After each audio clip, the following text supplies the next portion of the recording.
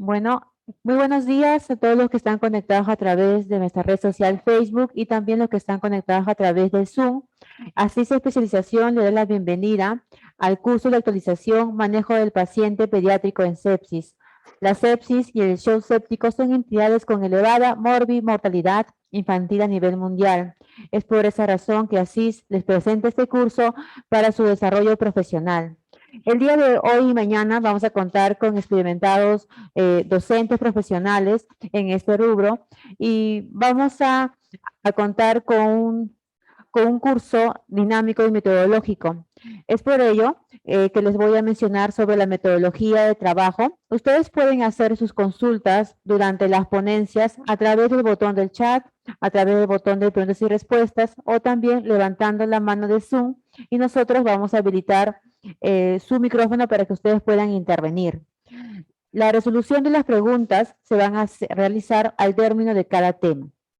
Entonces, conociendo ya la metodología, es un honor presentar al doctor Iván Espinosa Ruiz, médico asistente de servicio de emergencia en pediatría del Hospital Nacional 2 de Mayo, ponente de Asís Especialización. Doctor Iván, muy buenos días. Podemos comenzar con su ponencia.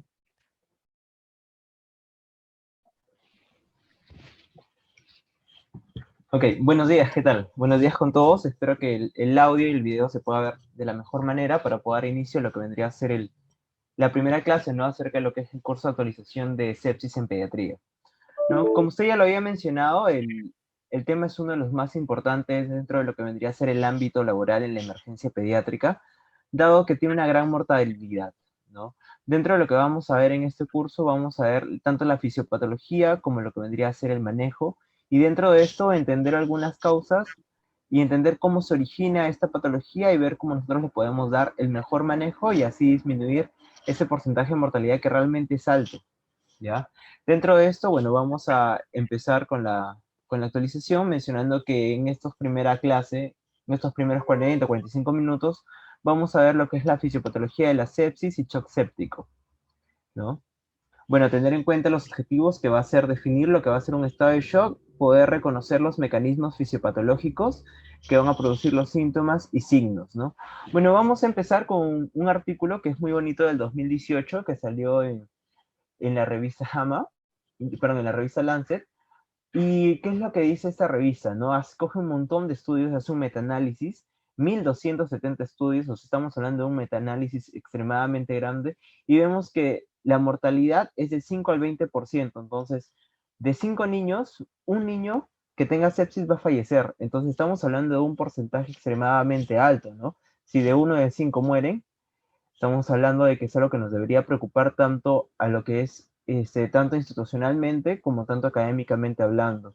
Dentro de lo que vamos a encontrar más, vamos a encontrar la área neonatológica y la área pediátrica. Dentro de esto, a nivel neonatológico, vamos a encontrar que va a haber una mayor preponderancia en lo que vendría a ser la cantidad, pero no quiere decir que nos deje de importar mucho lo que es el área pediátrica. Vemos que en este metaanálisis vamos a tener en cuenta que es casi el doble de la cantidad que nosotros vamos a encontrar de casos en sepsis neonatal, a diferencia de lo que vendría a ser la sepsis pediátrica, ¿no? Dentro de esto vamos a ver este metaanálisis, que si nos percatamos en los cuadrantes de abajo donde está en rojito, vamos a ver que el porcentaje de las observaciones de los eventos oscila entre el 21 y el 60%, ¿no? Entonces, esos van a ser los casos que nosotros vamos a encontrar de sepsis a nivel de lo que vendría a ser pediátrico neonatal. Entonces, dentro de lo que es la sepsis, vamos a tener dos literaturas extremadamente importantes. La primera, que es el Surviving. El Surviving es una guía realmente que junta a muchos expertos y nos dan opiniones acerca de cómo vendría a ser el mejor manejo, ¿no? Nos dan las recomendaciones. Dentro de esta guía que vendría a ser el Surviving, se va actualizando bueno, cada tiempo, y dentro de esto vamos a sacar lo que vendría a ser las definiciones. Dentro de lo que son las definiciones hay algunos cambios que se han dado en estos últimos años, y vamos a encontrar que vamos a ver estas dos terminologías, ¿no? Sepsis y shock séptico. Sepsis como una disfunción orgánica potencialmente mortal, ya nos dimos cuenta que incluso puede llegar a tener una mortalidad de casi el 20%, y que es causada por una infección que va a producir una respuesta inflamatoria que no la vamos a poder regular. Entonces, esta respuesta inflamatoria que realmente sobrepasa nuestras capacidades de homeostasis es lo que nos va a causar nuestro propio daño. El shock séptico es cuando la sepsis hace que toda esta respuesta inflamatoria, esta cascada inflamatoria, nos dé sintomatología. ¿Cómo nos va a dar sintomatología el shock séptico? Nos va a dar sintomatología porque vamos a encontrar una disfunción circulatoria como celular.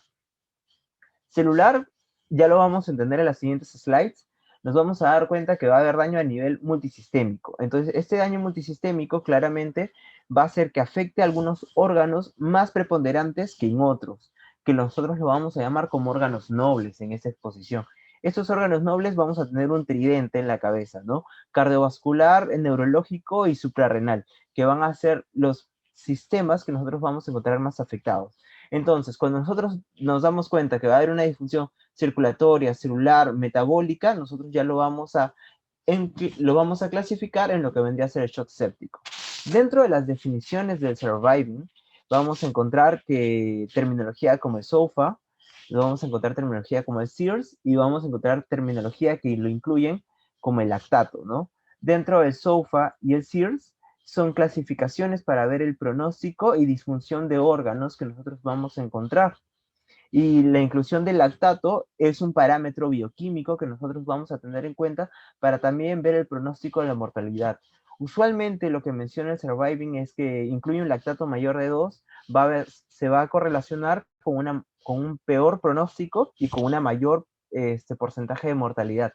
Cuando nosotros vemos un porcentaje mayor a 4, usualmente se menciona que el 80% de nuestros pequeños puede incluso fallecer, ¿no? Esta es una de las primeras publicaciones que nosotros vamos a ver a nivel de lo que vendría a ser sepsis pediátrica. Este es del 2005. Realmente, aunque nosotros pensemos que esto es algo ya muy antiguo, son las bases de lo que vendría a ser la terminología de surviving y mucho de las clasificaciones y de lo que nosotros vamos a ver en el surviving es basada en este artículo. Entonces, es el motivo por el cual se coloca. Entonces, vamos a encontrar terminología muy importante acá como el SEERS. Vamos a encontrar lo que vendría a ser el sepsis y el shock severo, ¿no? El shock séptico. Entonces, dentro de lo que vendría a ser el SEERS, que vendría a ser el síndrome de respuesta inflamatoria sistémica, nosotros vamos a encontrar algunas características que son completamente importantes y que nosotros tenemos que tener en cuenta que no es lo mismo un paciente pediátrico que un paciente adulto. No es lo mismo decir, vamos a encontrar a un paciente más chiquito y con eso ya nosotros lo vemos. No, realmente cuando hablamos de un paciente pediátrico nosotros tenemos que evaluar no solamente el grupo etario, sino también cambiar la fisiología del grupo etario que va a tener cada pequeño. Dentro de esto vamos a tener las clasificaciones tanto como la hipertermia como la hipotermia, dentro de lo que vendría a ser el SEERS, que está en este cuadro. Vamos a encontrar la taquicardia y la bradicardia, pero hay que tener en cuenta que la taquicardia tiene que tener características específicas, ¿no? Una, que no sea manifestada por una hipertermia, que no sea manifestada por dolor, que no sea estimulada por algún otro tipo de fármacos. O sea, que sea una taquicardia que no tenga estos tipos de características y que sea dos derivaciones estándar de lo normal que debe tener este grupo etario. Bajo la misma idea, tiene que ser la bradicardia, ¿no? Tiene que ser la frecuencia cardíaca menor al percentil 10 con ausencia de respuestas vasovagales o que sea manifestada por algún beta bloqueador o por alguna patología externa o por algún cuadro, alguna patología que nos pueda causar algún tipo de bradicardia, ¿no? Como podría ser un caso de hipotiroidismo. Con respecto a lo que vendría a ser la bradimia y taquimnia, nosotros también tenemos que tener en cuenta que tiene que ser taquimia 2 veces la derivación estándar sobre el normal del grupo etario que nosotros estamos estudiando en ese momento. Entonces hay que tener en cuenta eso, ¿no? El grupo etario que nosotros vamos a evaluar cuando nosotros tenemos a un pequeño en la emergencia. O esté en una ventilación mecánica y que esté con algún proceso de bloqueo neuromuscular por el mismo hecho que esté en la ventilación mecánica, ¿no? Entonces, todo eso encuadra una de las características del SEERS. Y muy aparte que tenga leucocitosis, pero asociado a lo que también vendría a ser un 10% de lo que vendría a ser los abastonados, ¿no? Que vendría a ser los neutrófilos inmaduros. Dentro de los otros que nosotros tenemos que saber Sepsis es SIRS más una infección ya documentada. Sepsis severo ya realmente es una terminología que ya no lo estamos usando en lo que es el surviving, como vimos en el slide anterior, en la sepsis severa ya se omite y de frente pasamos de lo que vendría a ser sepsis a shock séptico, que shock séptico realmente es sepsis más disfunción cardiovascular más celular, ¿no? Entonces, me detuve en el slide anterior para mencionarles acerca de cómo varía, ¿no? La taquicardia, bradicardia, taquimia y todo lo demás. Vamos a ver que para mencionar una de esas características tiene que ser 2 derivaciones estándar, o incluso menos, ¿no? Pero todo eso va a ser por el grupo etario. Estos son los grupos etarios que nosotros tenemos que tener en la cabeza a la hora de evaluar a nuestro pequeño, ¿no? No es lo mismo evaluar un pequeño de 1 año a comparación de un pequeño de 8 años que puede tener sepsis o shock séptico, ¿no? Nos vamos a dar cuenta que tanto la frecuencia cardíaca como la frecuencia respiratoria va a ser completamente distinta, ¿no? Mientras para un pequeño de 8 años, una frecuencia respiratoria de 30 nos puede estar indicando que está taquimneico por algún motivo infeccioso, para un paciente menor de 6 meses, una frecuencia respiratoria de 30, estamos dentro de los parámetros normales y casi no nos va a llamar la atención, ¿no? Entonces es algo que nosotros tenemos que tener en cuenta a la hora de evaluar a nuestros pequeños. Y es la misma idea con la frecuencia cardíaca y la presión arterial, claramente está. Entonces, bueno, acá solamente es un slide para resumir lo que les estoy mencionando. Sepsis, sepsis grave y shock séptico. Como ya les mencioné, la sepsis grave realmente es algo que ya se está omitiendo en el último surviving que se ha mencionado. Y el shock séptico es sepsis más disfunción cardiovascular que persiste a pesar de lo que vendría a ser el manejo primario que nosotros vamos a dar, ¿no? Que eso va a ser tema de la siguiente exposición. Entonces, para entrar a lo que vendría a ser shock, vamos a ver que hay diferentes definiciones, porque en sí es un tema completamente amplio, y vamos a entrar a definirlo, ¿no? Con estas dos instituciones que son extremadamente importantes y que de hecho muchos de los que estamos acá presentes lo hemos realizado el curso del PALS, que es el Pediatric Advanced Life Support, y varias veces nosotros utilizamos como base de datos el UpToDate, ¿no? Que es algo realmente muy rápido de encontrar información. Entonces con estas dos instituciones, vamos a definir lo que vendría a ser el shock.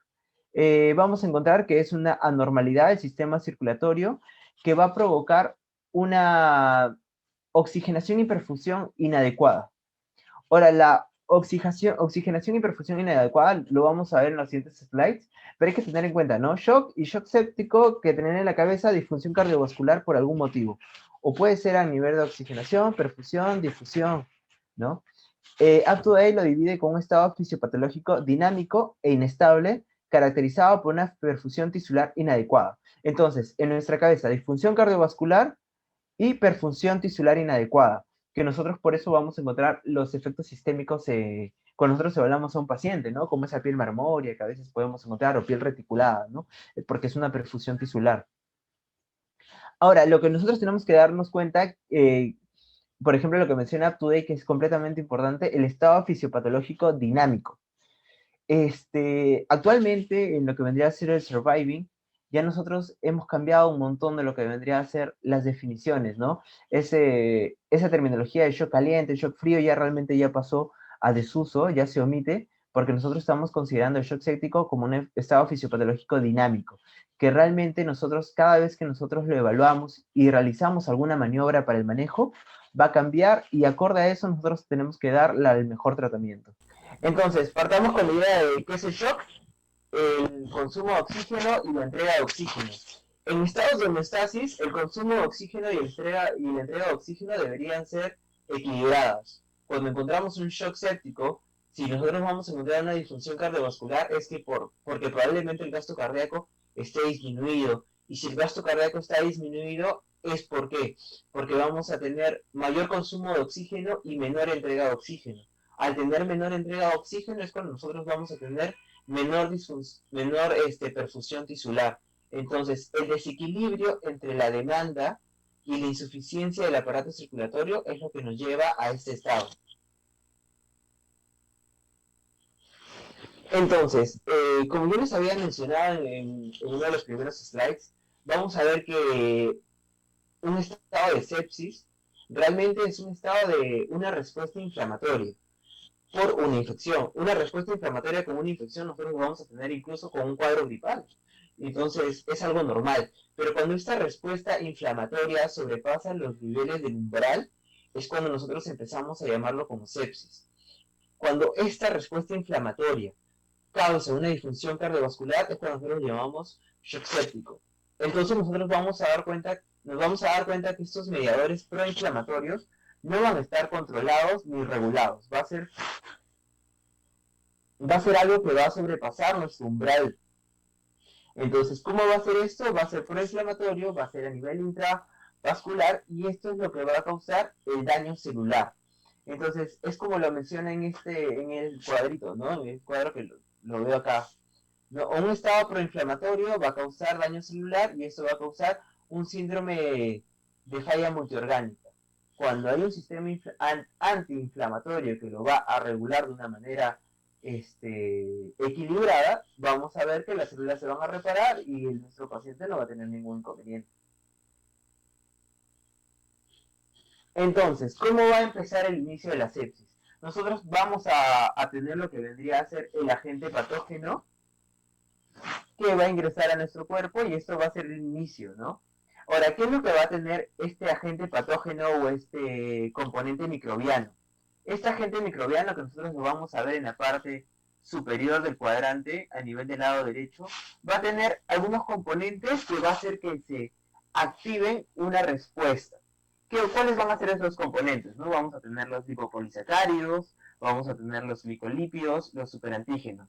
Entonces, la idea es que va a ser reconocido por estas TLR, que nosotros vamos acá, que es el receptor Toll-like 4, el receptor Toll-like 2 y el CD14. Entonces, ¿qué hace esto? Se activa con estas partículas rojas que nosotros vamos a ver acá, que usualmente son los lipopolisacáridos de cualquier patógeno, en este caso es un bacilo gram negativo. Al juntarse, lo que va a hacer es que va a ocasionar citoquinas inmunomoduladoras. ¿Cuáles van a ser en nuestras cabezas o cuáles van a ser los principales caballos que nos van a causar todo este daño? Es el factor de necrosis tumoral alfa y la interleuquina 1. Hay que tener en cuenta que estos dos agentes, estas dos citoquinas proinflamatorias, son las que van a comandar lo que vendría a ser el daño celular y por ende nos va a causar todo lo que vendría a ser la sepsis, ¿no?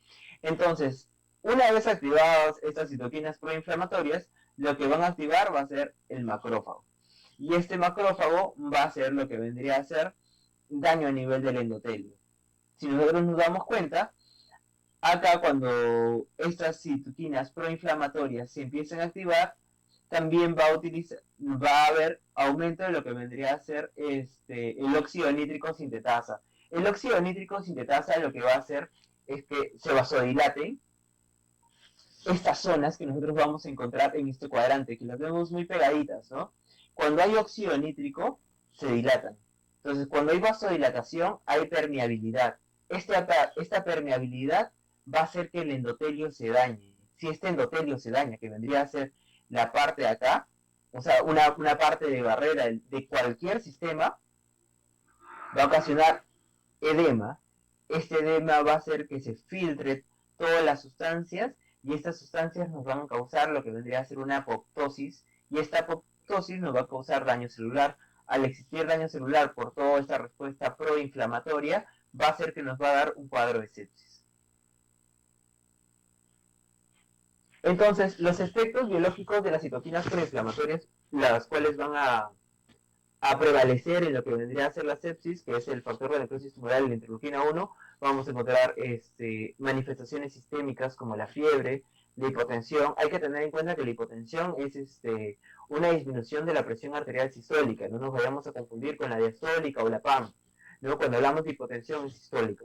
O una respuesta proteica de fase aguda, esta activación de la coagulación, activación fibrinolítica, leucocitosis, aumento de la permeabilidad endotelial. Entonces, ese aumento de permeabilidad endotelial es causada por ese aumento del óxido nítrico que hace que exista una vasodilatación, ¿no? Entonces, todo lo que les he mencionado tiene mucha correlación con los efectos multisistémicos que nosotros vamos a encontrar en un caso de sepsis. Entonces vamos a tener en cuenta que qué es lo que nos va a causar el daño en sepsis. Van a ser tres mecanismos. Uno, el efecto directo de los microorganismos, que vendría a ser la infección propiamente dicha. Otra, la liberación de proinflamatorios, que vendrían a ser las citoquinas. Y en este caso, en nuestra cabeza es la interleuquina 1 y el factor de necrosis tumoral alfa. De hecho, hay muchos más, como la interleuquina 6, la interleuquina 10, pero estos dos son los que van a comandar todo el ataque de lo que vendría a ser la sepsis y la activación del complemento. Cuando hay una activación del complemento desmesurada, también va a causar un estado proinflamatorio y también nos va a causar daño. Entonces, dentro de los microorganismos vamos a tener componentes de la pared celular, usualmente de cualquier germen que nos puede causar daño. Y dentro de esto el microorganismo también puede secretar algunas sustancias como la endotoxinas. Al tener mayor cantidad de endotoxinas, como son en algunos casos, como por ejemplo el Clostridium, nos va a causar mayor cantidad de daño tisular y eso también nos va a llevar en algún sentido a la sepsis y en algún momento en shock séptico si es que no puede ser controlado. Entonces, la elevación de todo esto va a ser lo que vendría a ser una actividad del complemento. Dentro de lo que son los mediadores proinflamatorios, hay que tener en cuenta de que vamos a encontrar estas dos citoquinas completamente elevadas en pacientes que son sépticos. ¿Y cómo va a actuar el complemento en lo que vendría a ser el sepsis y todo lo demás? Vamos a encontrar que una inhibición de la cascada disminuye la inflamación. Hay que tener en cuenta esto, ¿no? Cuando nosotros vemos una infección por un virus o por cualquier germen realmente, vamos a ver que se va a activar el complemento de qué manera, el C3 y el C5 y poco a poco se va a ir correlacionando con todo el factor de complemento. Entonces, cuando este factor de complemento empieza a aumentar y empieza a crear una reacción desmesurada, hace que aumenten los mediadores proinflamatorios, hacen como una sinergia con el factor de necrosis tumoral y la interleuquina 1, y entonces cuando se juntan estos dos, el complemento y las citoquinas, hace que exista mayor daño tisular. Por eso actualmente hay unos estudios que realmente todavía no hay algún medicamento propiamente dicho para tratarlo, pero existen antagonistas del complemento 5-AR que reduce la mortalidad. Entonces, ¿en qué se basa esta idea, no? Si nosotros disminuimos la potenciabilidad de lo que vendría a ser el sistema de complemento, indirectamente vamos a disminuir la inflamación. Al disminuir la inflamación vamos a disminuir lo que vendrían a ser las complicaciones de la fisiopatología de la sepsis, ¿no? Entonces, por eso se dice, si nosotros tenemos un antagonista del complemento, por ende va a disminuir la mortalidad. De hecho, son estudios que realmente tendrían un alto impacto en lo que vendría a ser el estado de salud pediátrico, pero faltaría que terminen de hacer los estudios y que se puedan realizar.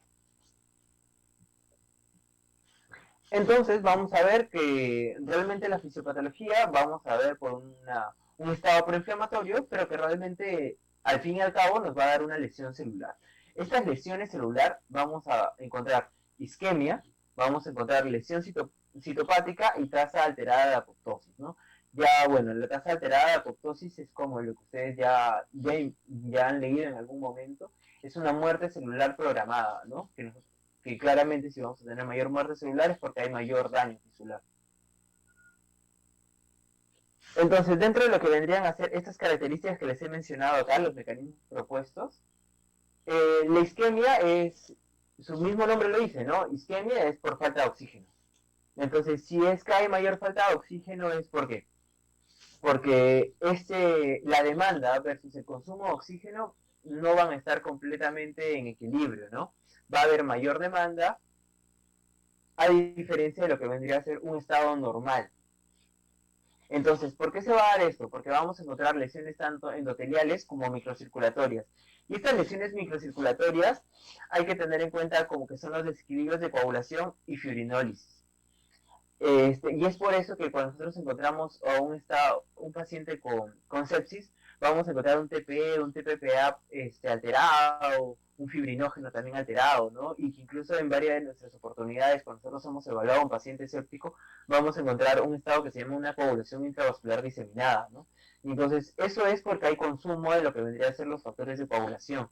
Este consumo de factores de coagulación, al fin y al cabo, lo que nos va a llevar son lesiones microcirculatorias. Al haber lesiones microcirculatorias, va a ocasionar mayor cantidad de trombos, y esto va a hacer que disminuya lo que vendría a ser la entrega de oxígeno a nivel circulatorio. Es como si algo tapara la tubería de lo que vendría a ser a nivel circulatorio, y por ende va a haber menor cantidad o menor entrega de oxígeno a las partes del cuerpo. Que de hecho, como les había mencionado en un primer momento, los sistemas nobles, a donde nos debería llegar mayor cantidad de oxígeno, es cabeza, corazón y suprarrenal. Después, los otros sistemas, a pesar que son importantes, es como pasan a una parte secundaria en estos estados.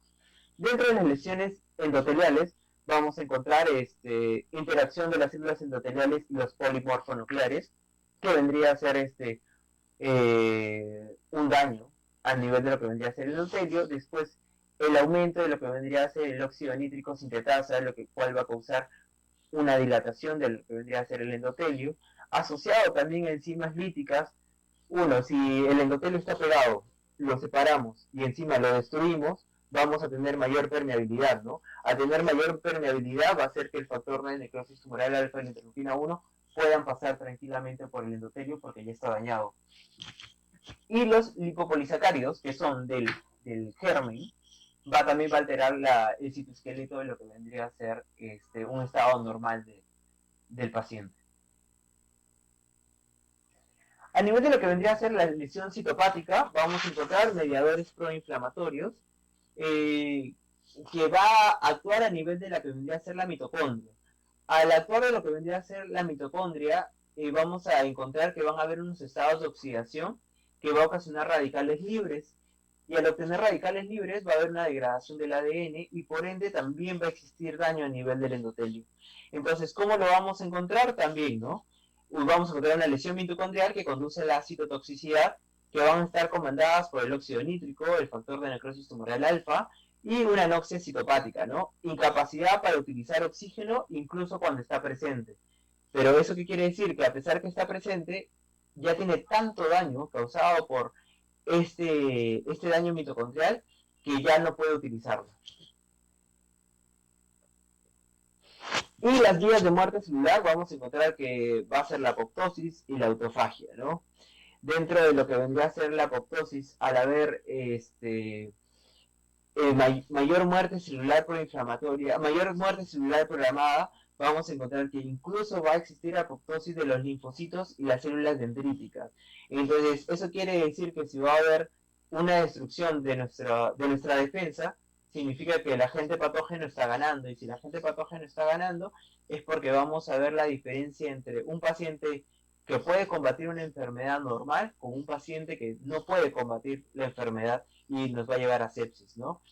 Entonces, nosotros, al fin y al cabo, con estos mecanismos fisiopatológicos diríamos, bueno, pero realmente es algo que nosotros vamos a ver en todas las enfermedades. Sí, la mayoría de estos mecanismos citopatológicos los vamos a encontrar en la mayoría de enfermedades. Lo que hace de diferente a la sepsis y lo que hace diferente a un shock séptico es que los mismos mecanismos no pueden ser controlados por nosotros mismos, ¿no? Entonces, cuando estos mecanismos sobrepasan nuestra homeostasis, es cuando nosotros vamos a encontrar todo el daño. Estos son uno de los ejemplos, y esto es para que nos quede claro lo que vendría a ser el daño endotelial que nosotros vamos a tener en cuenta, ¿no? A ver si seguimos el puntero acá. Esto vendría a ser cómo debería ser el endotelio. El endotelio está acá junto. Si nosotros acá nos damos cuenta que hay una mediación inflamatoria causada por las citoquinas, vamos a ver que acá hay un desemblaje de lo que vendría a ser la función de las células, y vamos a encontrar que acá hay una vasodilatación. Entonces, al existir la vasodilatación, todos estos agentes patógenos que nos están causando el daño entran. Y también va a entrar mucosa, edema, vamos a encontrar inflamación, ¿no? Proinflamatorio. Entonces, esto es a grandes rasgos, ¿no? Y cuando lo vemos a nivel microscópico, vamos a encontrar que estas uniones van a estar disminuidas, ¿no? ¿Y qué son estas uniones? Son las beta-E-caderinas. Cuando estas beta-E-caderinas están lesionadas por este factor de necrosis tumoral alfa, por esta interleuquina 1, por este óxido nítrico, por esta apoptosis de los linfocitos, por este aumento de lo que vendría a ser la cascada proinflamatoria, vamos a encontrar que estas beta-E-caderinas se separan y va a ocasionar una fuga vascular. Esta fuga vascular va a ocasionar el intersticio y el edema. Esto es en una célula con sepsis. Esto es una célula normal. Vamos a ver que claramente es distinto, ¿no? Es como que el puente de unión acá está completo y acá el puente de unión está separado. Esto es en una célula alveolar. Esto es lo, por ejemplo, cuando nosotros estamos en un área de emergencia, hay que tener en cuenta que nuestro pequeño es completamente distinto a un adulto, ¿no? A un adulto se va a morir del corazón probablemente a nivel algo cardiovascular, ¿no? En nuestro pequeño la mayoría de patologías van a ser a nivel respiratorios y cuando estas patologías respiratorias no pueden ser llevadas, no pueden ser manejadas de una buena manera, incluso podemos llegar a una terminología que se llama PARS, ¿no? Que es un síndrome de distrés respiratorio agudo pediátrico. Pero este PARS lo que se va a relacionar es muy parecido con la fisiopatología de sepsis, por no decir que es la misma. Vamos a encontrar que va a haber un aumento de inflamación y vamos a encontrar que va a haber una destrucción endotelial y esta destrucción endotelial va a hacer que se llene de edema proinflamatorio, que los neutrófilos aumenten y eso es lo que nosotros vamos a encontrar, ¿no? Eso sería en una célula con sepsis a nivel alveolar y esto sería en una célula normal y sana.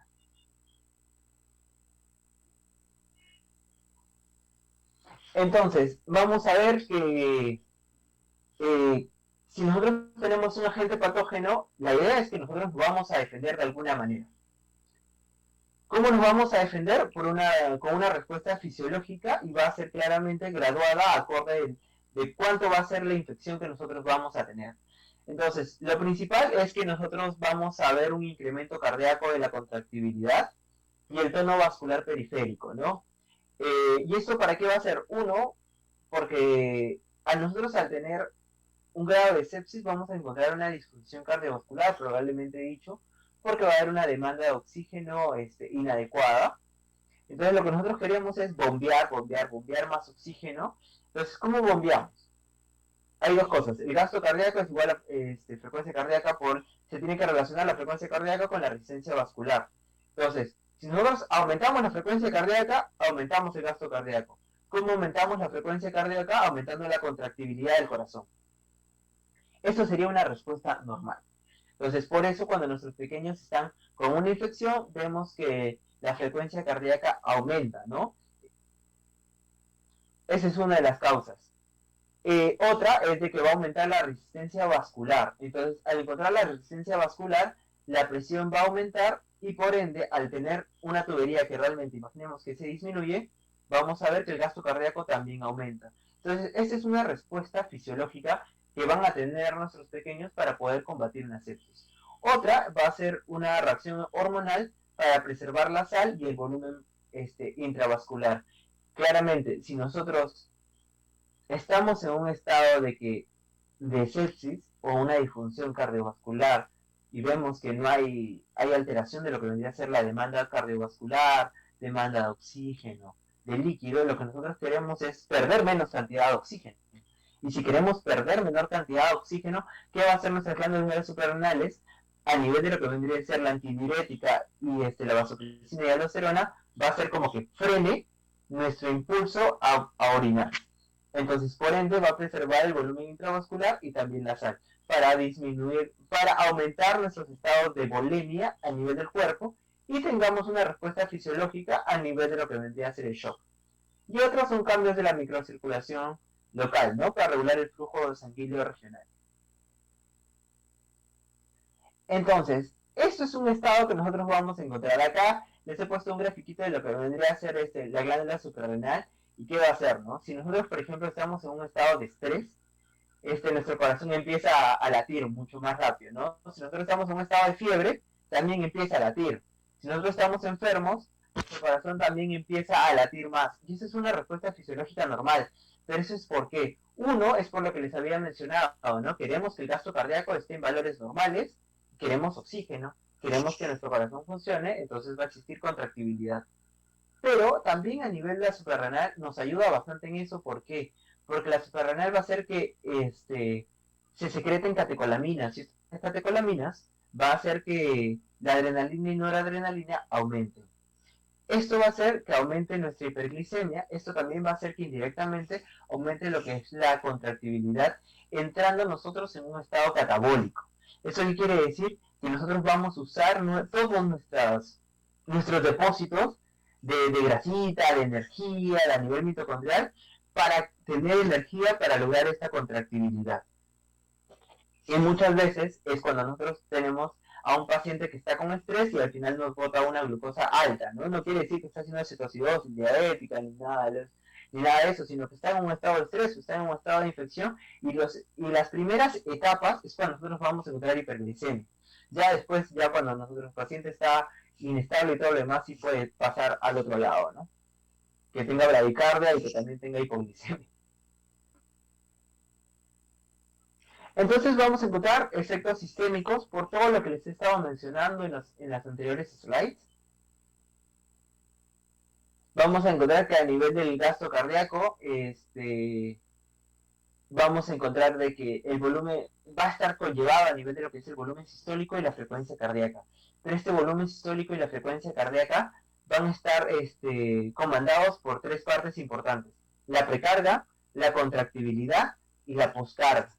Entonces, ¿cómo vamos a mejorar eso? La precarga con la volemia, la contractibilidad porque nuestro corazón tiene que funcionar bien, y la poscarga por la resistencia vascular. Entonces, si ustedes se percatan, es todo lo que les he mencionado con las respuestas fisiológicas que nuestro cuerpo va a tener.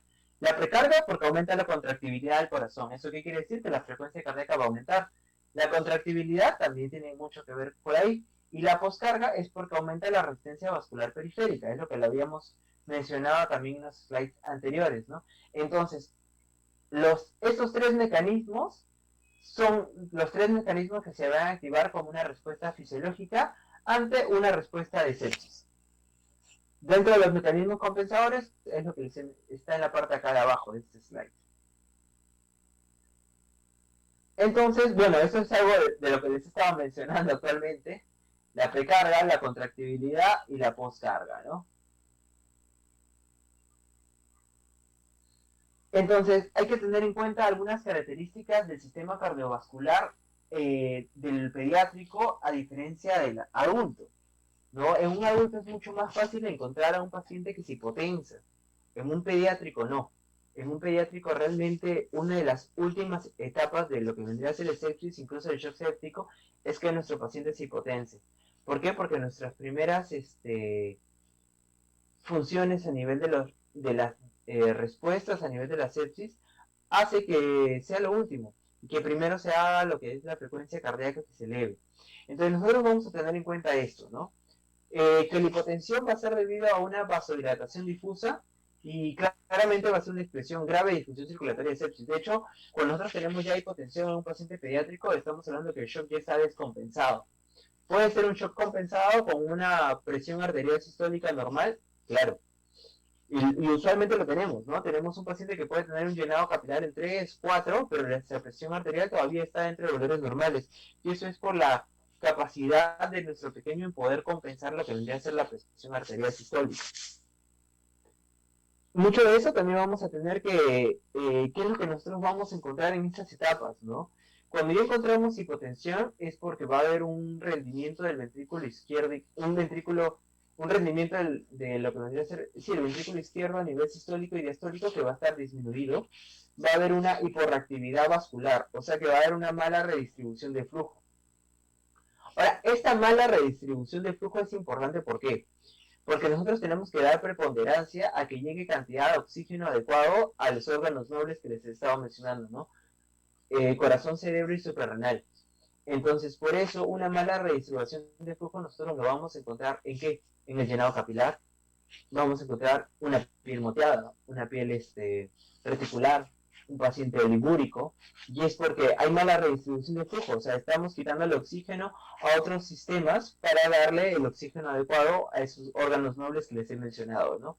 Cuando nosotros vemos esos cambios microcirculatorios, vimos esos cambios de coagulación, vimos todo eso, es que nosotros nos damos cuenta que ese es un daño muy chiquito, ¿no? Nos damos cuenta que es un daño microcirculatorio. Y ese daño microcirculatorio, ¿en dónde va a afectar? A nivel de los capilares. Entonces, si nosotros nos damos cuenta que nuestras tuberías pequeñitas que nos va a dar oxígeno a todas nuestras partes de nuestro cuerpo están lesionadas u obstruidas, ¿qué nos va a querer decir? Que el aporte de oxígeno va a ser inadecuado o va a ser inexistente. Entonces, al existir este aporte de oxígeno inadecuado y o inexistente, es que nosotros vamos a llegar a etapas de perfusión tisular inadecuada.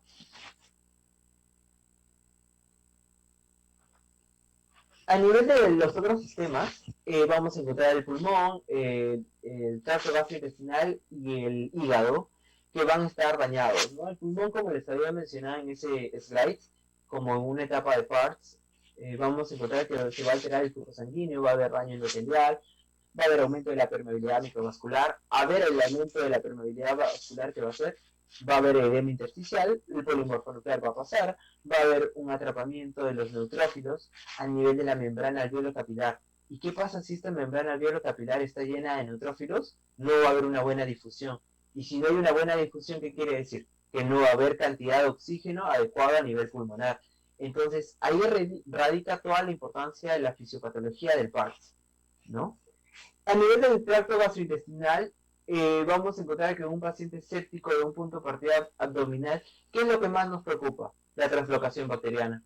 ¿Por qué? Porque nuestro pequeño va a ser shock séptico por la translocación bacteriana e incluso puede fallecer. Incluso nos va a causar cuadros de peritonitis. ¿Y por qué ese cuadro de peritonitis? Es que hay tanto daño endotelial y hay tanto aumento de lo que vendría a ser la translocación bacteriana y las endotoxinas, que esto pasa a la circulación sistémica y nos lleva a un shock séptico. A nivel del hígado hay que tener en cuenta que si hay daño a nivel hepático, ¿cuáles son los órganos que limpian nuestro cuerpo? El hígado y el riñón. Y el hígado usualmente es nuestra primera línea de defensa, ¿no? Para eliminar bacterias. Entonces, si el hígado se daña, vamos a encontrar que vamos a tener como que nuestro comandante de defensa que está lesionado y al fin y al cabo el cuadro séptico va a poder elevar de una manera más preponderante. Esto a nivel de la hemostasia, que van a ser los cambios microcirculatorios causados por una respuesta inflamatoria inadecuada. ¿Qué vamos a encontrar? Que la coagulación va a estar aumentada y la fibrinolisis van a estar disminuidas. Y en hacerlo en resumen, es porque vamos a encontrar mayor producción de trombina, reducción de lo que vendría a ser la proteína C, S, antitrombina 3. Y eso es lo que, ¿qué es lo que nosotros nos va a dar en el laboratorio? Nos va a dar consumo de fibrinógeno, aumento de TP, aumento de TPPA, y que en caso severo nos puede llevar a una coagulación intravascular diseminada. Pero ¿qué pasa si no nos lleva a una coagulación intravascular diseminada, sino simplemente es un desequilibrio? Si hay un desequilibrio a nivel de microcirculatorio, también vamos a ver que va a haber menor perfusión tisular porque los capilares sistémicos van a estar obstruidos. Entonces, ya nosotros hemos visto la mayoría de cosas fisiopatológicas que vamos a encontrar en un estado de sepsis y shock séptico. ¿Cómo va a ser el recorrido de la enfermedad? Vamos a pasar por un estadio 1, 2 y 3. Claramente el estadio 1 va a estar compensado y probablemente vamos a encontrar todas las características de lo que vendría a ser un CIRS, ¿no? De un síndrome inflamatorio de respuesta sistémica, ¿no? Vamos a encontrar frialdad, palidez, y vemos ahí algo importante, ¿no? La presión arterial dentro de los límites normales, a pesar que esté en shock, ¿ya? En el estadio 2 y 3 vamos a encontrar ya más daño de lo que vendría a ser los otros sistemas. Vamos a ver que en el estadio 2 va a haber pulsos periféricos débiles, ausentes, vamos a encontrar oliguria, en algunos casos vamos a encontrar encefalopatías, arritmias, acidosis metabólica. Claramente la acidosis metabólica vamos a encontrar porque si hay un mayor consumo de oxígeno y vamos a ver que la disfunción mitocondrial está fallada por las lesiones citopáticas que hemos mencionado, ¿qué va a pasar? Que va a haber un aumento del lactato. En el segundo slide mencioné que una de las características de este surviving es que había mencionado el lactato dentro de las características de peor pronóstico de mortalidad en cualquier paciente, pediátrico o adulto. Entonces, cuando encontramos una cirrosis metabólica progresiva, también se va a llevar de la mano por un lactato aumentado. Cuando nosotros vemos un lactato mayor de 2, ya paramos los ojos, no las orejas, ¿no? Y paramos diciendo, este paciente se puede complicar. Un lactato mayor de 4, estamos hablando de que incluso el 80% de nuestros pacientes puede hasta fallecer. En el estadio 3 es un shock descompensado. Un shock descompensado hay que tener en nuestra cabeza que muy aparte de toda la sintomatología y daño multisistémico que vamos a presentar a nivel del paciente, es claramente porque la presión arterial se cayó. Estamos en hipotensión.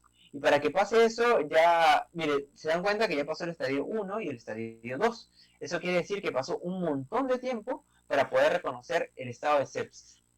Y que nosotros hemos podido tranquilamente darle un mejor manejo a nuestro pequeño sin necesidad de que llegue a shock descompensado. Entonces, la conclusión de esta diapositiva es que no es necesario esperar a que nuestra presión arterial se desplome como si fuese un adulto para nosotros decir que es shock en pediatría, ¿no? Entonces, las conclusiones de esta primera clase y de estos minutos han sido entender los mecanismos fisiopatológicos de la sepsis y entender cómo repercute los cambios ocasionados de la sepsis a nivel de los diferentes sistemas, ¿no? Que les he mencionado. Entonces, si alguien de la plataforma tiene alguna pregunta o duda, podríamos estar iniciando las preguntas.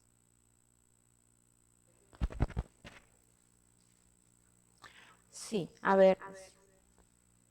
A ver, si tenemos las consultas, nos pueden hacer, ya conocen, a través del botón de chat, preguntas y respuestas, o levantar la mano de Zoom. Hace un momento levantaron la mano. Sí, en todo caso también podrían activar el micrófono. Vamos a esperar un par de minutos.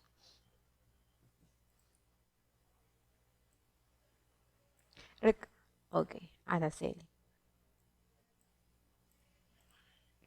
Buenos días, Araceli. ¿Puedes hacer tu consulta? Tienes que activar el micrófono.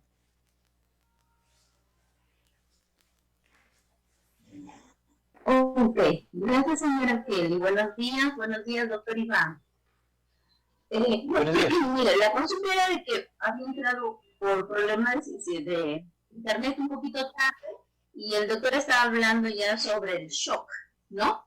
Pero no sé si él había especificado si estaba hablando de un shock hipovolémico, un shock cardiogénico, en la primera, porque cuando estaba hablando, yo entré que estaba tocando que había una disminución de la precarga y por lo ende generaba, decía, una disminución en la frecuencia cardíaca del recién nacido. Pero luego estaba hablando de que cuando hay un shock en sí, hay un aumento de la frecuencia cardíaca, entonces como que no entendí esa partecita. Ya, claro, el tema es shock séptico. En sí, la mayoría de shocks vamos a encontrar la misma fisiopatología al inicio. Al inicio vamos a encontrar que va a haber una respuesta fisiológica y esta respuesta fisiológica va a hacer que aumente la frecuencia cardíaca. Cuando esta respuesta fisiológica es vencida por la sepsis o shock séptico, vamos a encontrar en estados donde la precarga va a estar disminuida, la contractibilidad va a estar disminuida y la poscarga también en algunos casos. Y por eso lo que nosotros hacemos en el manejo es aumentar la contractibilidad y aumentar la volemia cuando las respuestas fisiológicas son vencidas por la enfermedad. Ya. Entendido, doctor Iván. Muchas gracias. Muchas gracias, licenciada Araceli, por su consulta. Vamos.